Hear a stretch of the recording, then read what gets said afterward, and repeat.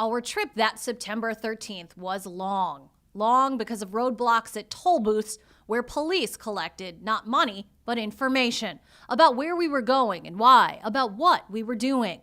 Long because the answers were both obvious and yet not. Chris and Mark Gentili, father and son of Certified Ambulance Group out of Rocky Hill, knew what they wanted to do, but had very little idea of what was actually needed. Ambulance services emptied out their entire hazmat trailers and medical trailers just so that we had equipment to take down to New York City. The important equipment, the bandaging, the splints, the backboards, they didn't have any of that coming out of Ground Zero because it had to stay there just in case.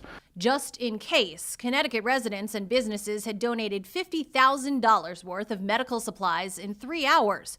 Chris Gentili is a former director of the State Office of Emergency Services and told me that day that along with equipment and medical expertise, responders always carry hope. You never lose that hope that you're going to find that one that's alive, whether it's today, tomorrow, or next week. Down 91 to the Triborough Bridge over the East River into Brooklyn, where they drop off supplies with EMS operators. 10 years later, Mark Gentili remembers the car ride filled with awkward and anxious expectation.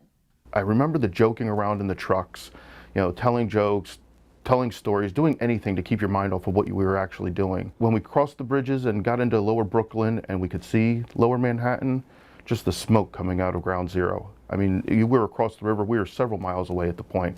You could still see it, you could still smell it. Sights and smells. There was also a somber soundtrack to our road trip, scanner chatter that to this day is unforgettable. The radio was absolutely silent, and the only thing you could hear on the radio every once in a while when they would find one of the firefighters' bodies is they would announce it over the radio. They would do a signal 5555, which in New York City signifies the loss of a firefighter, and they would announce his name and his unit number and his battalion, and that was the only thing you were hearing on the radio.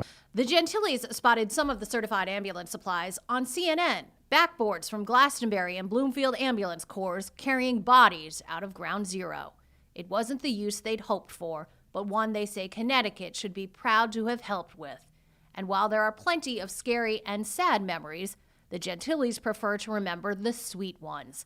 Like of this story Chris Gentili shared with us as we drove that day. A lady meticulously dressed, but clearly was not in an affluent category, walked over to me and handed me a box of Band-Aids.